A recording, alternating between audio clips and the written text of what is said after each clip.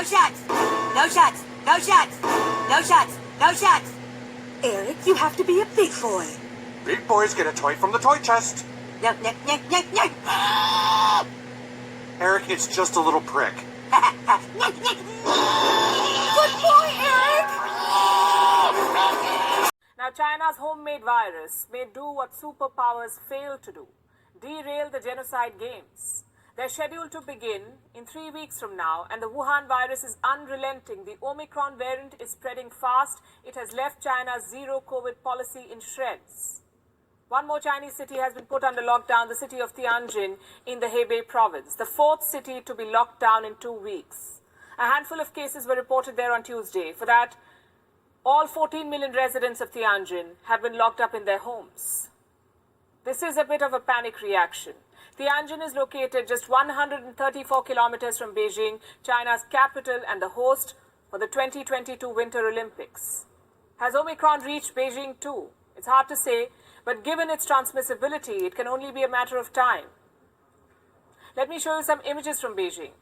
These are the venues for the Olympic Games, sealed behind giant metal fences. China has created an impenetrable bubble, or so it hopes. It stretches 200 kilometers across Beijing. For the next 3 weeks, everyone associated with the Winter Olympics will have to stay inside this bubble. From hotel staff to volunteers to translators to cleaners, all of them, they've all been locked up inside this bubble. No one is allowed to leave.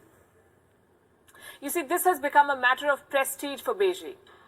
In 2008, when they hosted their first Olympic Games, Xi Jinping was in charge. The event cemented his political position, and then he went on to become the president of China.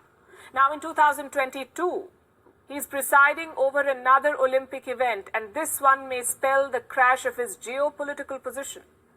China is seen as global enemy number one. The truth about the origin of the Wuhan virus is still not out. China refuses to give access or share data. There is no telling what goes behind the Great Firewall. So when China locks up more than 30 million people because of a few hundred cases, the world wonders if it's hiding something more sinister. Let me show you another video. China has set up quarantine camps like these for the infected. They look more like concentration camps, some say. Like these for the infected. They look more like concentration camps, some say. Like these for the infected. They look more like concentration camps, some say. Endless rows of metal boxes with suspected Wuhan virus patients inside. Then we have another video. It shows hundreds of buses carrying people to quarantine camps in China. According to some accounts, if there's one Wuhan virus case in an apartment, all residents of the building are packed into buses and sent to quarantine. Those who refuse to go are treated like this, manhandled by health officials and dragged out of their homes if they do not comply.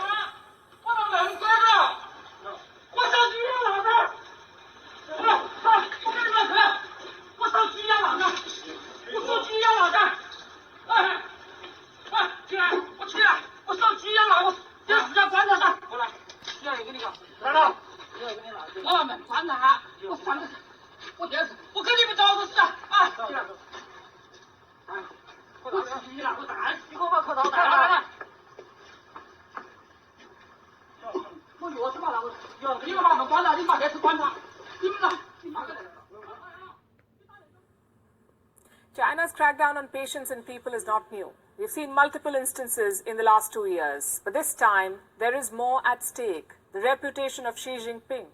The chance to sports wash the genocide in Xinjiang. No wonder China is going to extreme lengths to secure the games. The end. Within the next few weeks, the human species will disappear from the face of the earth. We are literally living on borrowed time.